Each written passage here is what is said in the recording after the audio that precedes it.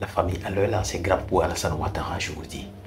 Il y a une activiste sur la toile, on appelle la guêpe. Elle est 2 fois plus puissante que Johnny Patiko, je vous jure. Actuellement, elle est en train de partager des informations. Elle est en train de dévoiler tous les plans d'Alassane Ouattara. Actuellement, Alassane Ouattara est sous la pression du Macron. Il dit, Ado est sous la pression de la France. Depuis le début, Alassane Ouattara a peur de Laurent Gbagbo. Ce que je vous dis là, c'est la vérité. Depuis que le Gbagbo a été acquitté là, le gars il a peur. Raison pour laquelle il ne veut plus quitter le pouvoir. Actuellement, il est sous pression de la France. Alassane Ouattara est allé jusqu'à faire une liste des personnes qui seront sur la liste électorale. Il veut exclure Gbagbo sur la liste.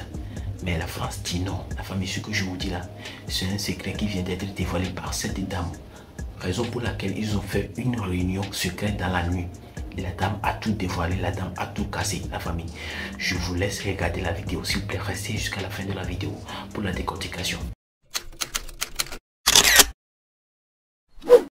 La dernière fois que Ouattara est parti à Paris, Emmanuel Macron a révoqué encore ce fait que oui, lui-même, il a la pression aussi de la communauté internationale, il a la pression de l'ONU qui demande aussi à ce que le président Laurent Gbagbo ait son nom sur la liste électorale.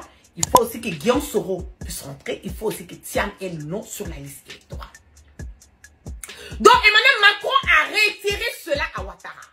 Mais Ouattara a trouvé comme excuse à dire à Macron que non, lui il ne peut pas accepter que le nom de président Laurent Gbagbo soit sur la liste électorale parce que si le président Laurent Gbagbo vient, il va se venger de lui, Ouattara, et il risque de se venger de la France parce qu'aujourd'hui, le président Laurent Gbagbo est quelque part aimé, voilà, par les autres pays africains et considéré un tout petit peu comme un panafricain, voilà, pas comme Guillaume Soro, par d'autres personnes.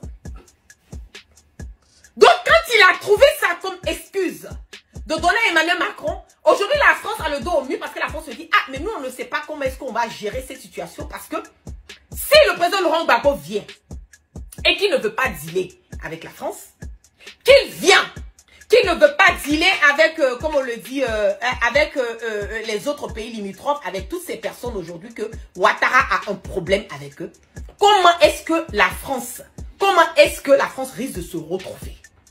Sachant bien que plus de 90% des biens et des ressources de la Côte d'Ivoire appartiennent à la France. Aujourd'hui, là, même l'Ivoirien lambda n'a pas vraiment, comme on le dit, un business, comme on peut le dire. Ceux que vous voyez aujourd'hui qui détiennent tout ce qui est business au niveau de la Côte d'Ivoire, ce sont qui? Ce sont les gens de Ouattara. C'est ça qui est la vérité. Ce sont eux. Il n'y a pas d'appel d'offres pour d'autres personnes pour venir aider, mais venir contribuer même à l'édifice de la nation. Donc, comment est-ce que Guillaume Soro aussi, son problème, il dit que le problème de Guillaume Soro, c'est le fait que Guillaume Soro est dans l'AES. Donc aujourd'hui, Alassane Ouattara donne l'impression à Emmanuel Macron que c'est lui, Ouattara, il quitte là. C'est lui, son pouvoir quitte là. La seule et l'unique manière pour la France de pouvoir continuer à mener un combat contre le Burkina, un combat contre le Mali, contre l'AES, si je veux dire en général, c'est de le maintenir ou maintenir son pouvoir ou bien maintenir quelqu'un qui peut accéder à cela. Je vais vous donner ici, partager ici avec le nom des personnes que Ouattara a donné le OK au Conseil constitutionnel de valider, voilà, leur candidature. Nous avons Vincent Toby Irié, nous avons Adjoa Pauline Kofi Bapouin, nous avons Gou Abel Naki, nous avons Adjoa Henriette Lagou, nous avons Simone Eivé Gbagbo, nous avons Sénat Awa Jacob Don Melo, nous avons Dinignako Koulibaly, Jean-Louis Billon, Tiemoko Assalé et Pascal Afi Ngues. Donc, ce sont les noms. Ce sont les noms que Ouattara a donné le OK de quelque part de valider, voilà, la candidature aux élections présidentielles.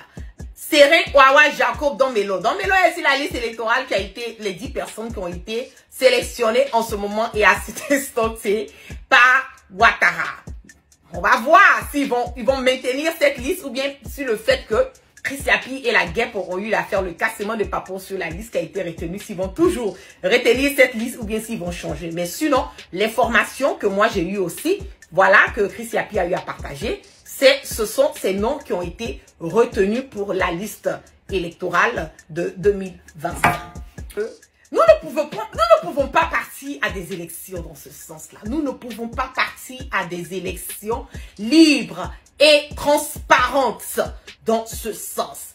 En aucun cas, nous pouvons partir à des élections libres et transparentes, sachant que les vrais opposants, les vrais pions, ceux-là même qui sont là, qui sont aimés par la majorité des Ivoiriens, ne sont pas sur la liste électorale, comme Guillaume Kebafouri Soro, comme le président Laurent Gbagbo, et aussi comme Tidiane Tian. Donc, dans quel sens Ouattara le fait? Ouattara a deux plans. Je le dis au fort clair et puis il n'y a pas une manière de pouvoir enlever Ouattara au pouvoir. La manière dont Ouattara est arrivé au pouvoir, c'est de cette même manière que Ouattara malheureusement veut partir. Je viens d'avoir des informations très fraîches et de sources sûres venant du Conseil constitutionnel. La personne souhaite rester anonyme. Apparemment, il y aurait des tensions au niveau du Conseil constitutionnel parce que Madame Chantal Nanaba a confisqué tous les dossiers de candidature qui lui ont été remis. C'est 60 candidats qui se sont présentés. Elle a confisqué tous les dossiers afin de les traiter elle tout seule parce que peut-être qu'elle a une feuille de route. Certainement, elle veut les traiter peut-être avec le président qui l'a nommé, certainement. Mais on ne sait pas pourquoi Chantal Nanaba a confisqué les dossiers et les autres membres du Conseil constitutionnel n'ont pas accès à ces dossiers-là. Donc, certainement, elle veut rendre une décision qui sera exclusive. Mais nous disons non à cette forfaiture. Bien vrai que tous les membres de ce Conseil constitutionnel-là sont nommés par les cadres du RHDP, parce que je vous rappelle la composition du Conseil constitutionnel. Le président de la République nomme 3 membres du Conseil constitutionnel, dont la présidente Chantal Camara. Et la présidente du Sénat, Kandia Camara, nomme 2 membres. Et le président de l'Assemblée nationale, qui est Adama Bictogo, il nomme encore 2 membres. Donc, tous les 7 membres du Conseil constitutionnel sont nommés par le RHDP. Déjà, ça ne nous donne pas confiance, ça n'a pas bonne... en tout cas, ça ne sent pas bon. Mais en plus de cela, elle veut décider toute seule. Elle veut porter seule le chapeau de la décision qu'elle va prendre. Peu importe que tu décides toute seule ou que vous décidez de manière collégiale, vous tous, vous êtes responsables. Celui qui ne sort pas pour dénoncer cette forfaiture-là, il est quand même responsable de ce que Nanaba va décider. Donc, on vous regarde. Faites, on vous regarde. Mais toutes les informations viennent à nous et nous, on est là pour dénoncer. Si c'est faux aussi, sortez, vous allez nous dire que c'est faux. Comme ça, au moins, on est sûr que c'est vous tous qui décidez. Ou bien, il y a quoi dedans? Ah la famille, j'espère que vous avez suivi la vidéo. Voilà ce qui se passe.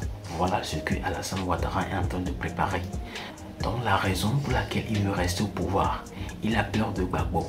Genre lorsqu'il va laisser le pouvoir, Gbagbo va faire vengeance. Et oui, si moi j'étais Gbagbo, je vais faire vengeance. En tout cas, c'est mon avis. Si moi j'étais à la place du Gbagbo là, je vais faire vengeance. Lui, on va l'enfermer. Il va faire prison à vie. La famille, c'est mon avis. En tout cas, laissez vos tiens dans le commentaire. Quand nous sommes arrivés à la fin de cette vidéo, prenez soin de vous, que le bon Dieu nous protège. On est ensemble.